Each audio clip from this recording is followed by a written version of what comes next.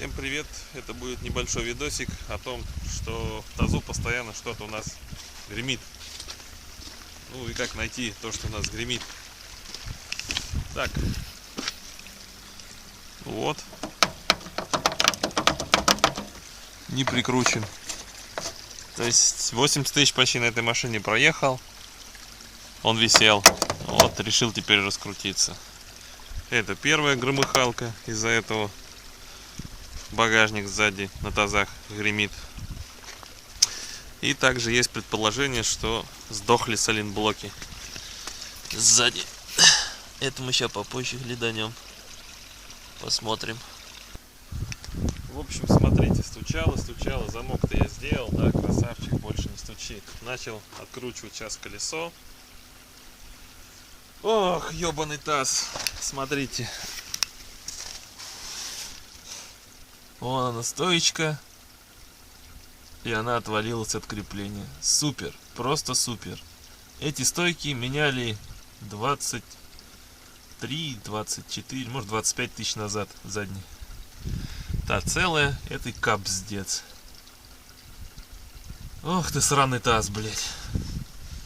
Как так?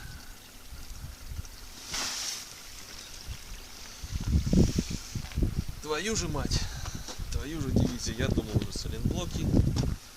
Но сайлентблоки тут ни при чем. А потом вот в своих обзорах мне говорят, что таз охуенная машина.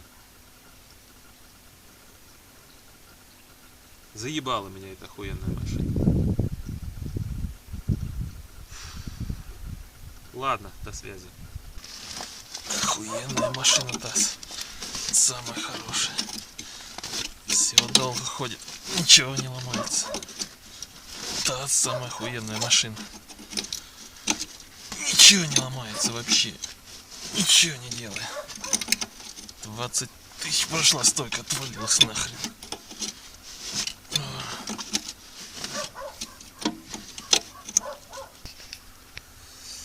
Короче, народ, если у вас так сломается стойка, сразу покупайте 50 кругов на обезьян. Болты, гайки, чтобы это все держать.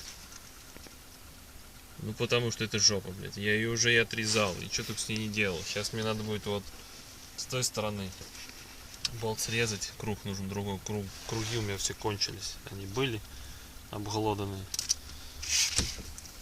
Сейчас притащу круг. Ух, твою мать. Что же я не люблю русские машины из-за этого? Потому что все постоянно, блядь, у них прикисает. Это жопа. Никогда ничего не откручивается. Вот есть в таких элементах. Это постоянно все выбивать и греть. Блять, выбивать. Это жопа. Я за это время вчера успел, блядь, у себя на Audi морду разобрать, ГРМ поменять. А сейчас я сижу тут, долблю эту стойку сраную. Ладно, продолжаем дальше. Вот она, тварь.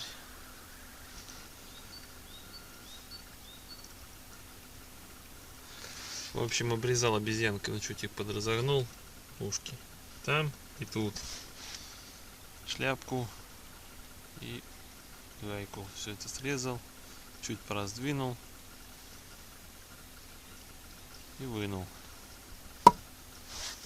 Все руки отбился нахрен.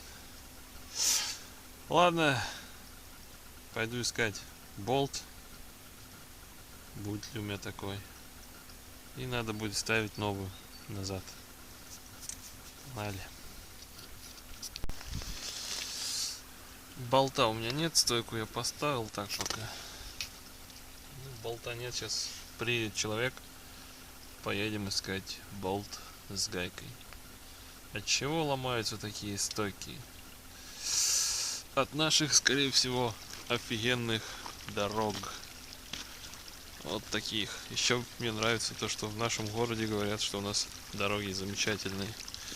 Как бы бывает в городах и хуже. Ну не знаю. Хуже, я думаю, уже некуда.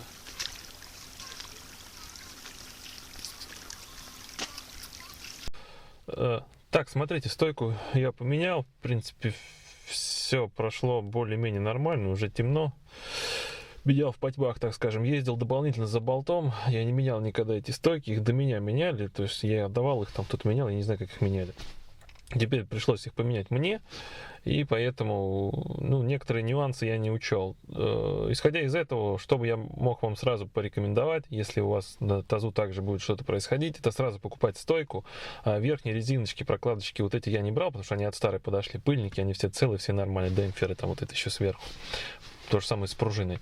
Просто взять болт и взять саму стойку. Стойку я взял масляную, походу, да.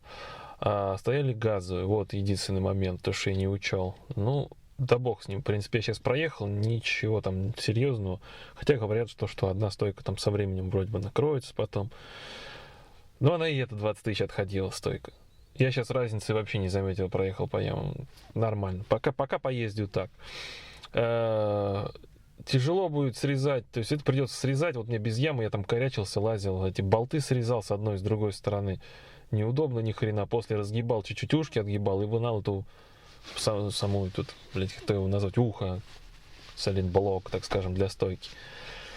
Вот это тяжело. Далее, когда будете обратно ставить, ну тоже одному тяжело, я уже друг приехал, с болтом с ним сгоняли, то есть это нужно будет поставить стойку на место, вверх шток не выйдет, 100%. Вам нужно сначала будет низ закрепить, балку чуть низ отгибаешь и болт этот продеваешь, фиксируешь. Далее шток надо, чтобы он уже выдвинут был на всю, и назад его не залезть, нужно попасть в центр. У меня вообще с домкрата машина в этот момент упала, и слава богу, этот шток ровно прошелся по центру. Это просто вот везение уровень бог. То есть и я благодаря этому, ну, долго не мучился, он сразу вылез наверх, я по бырику его там гайкой еще подтянул, вверх подложил, все, и закрутил. По-хорошему он не всегда может попасть, может просто в кузов в бок упереться и уйдет у вас обратно, закроется. Опять придется снимать стойку, опять все. Ну, короче, черти как. Если там ругался матом, что-то типа того, ну, пацаны, это эмоции, потому что когда ломается таз, это жопа. Потому что ты знаешь, что ни одного болта здесь нормально не открутится, они по жизни, блядь, закисают. Каким бы вы там их этой хренью не мазали, там этой смазки вот эти вот, которые против... Один хрен там все закиснет, один хрен все это срезать. Я сколько по себе даже знаю, сколько я видел, сам не перебирал, но видел, всегда их срезают. Всегда срезают, ни хера они сами не выходят. И до этого 20 тысяч назад их тоже срезали, это сейчас я узнал. Я звонил у человека, спрашивал. Он точно так же их срезал. Заводские стояли. Это вот отходило 20 тысяч и отломилось из-за наших охренительных дорог. Ну, я думаю, на этом понятно, как это все делать. Более-менее. Есть, конечно, в интернете по информативней видео. Ну, я снимаю так. Как вот получается, так и снимаю. Я не ожидал, что оно у меня отвалится. И я один и делаю, и снимаю, и неудобно. Слишком много времени все это занимает, и снять, и еще и сделать. И плюс еще, когда сидишь, снимаешь, а люди мимо ходят, думают, что ты дебил, с машиной, с колесом разговариваешь, сидит. То очень замечательно просто. Так что вот так. Ладно, в принципе, да, это все. Все, до встречи и пока.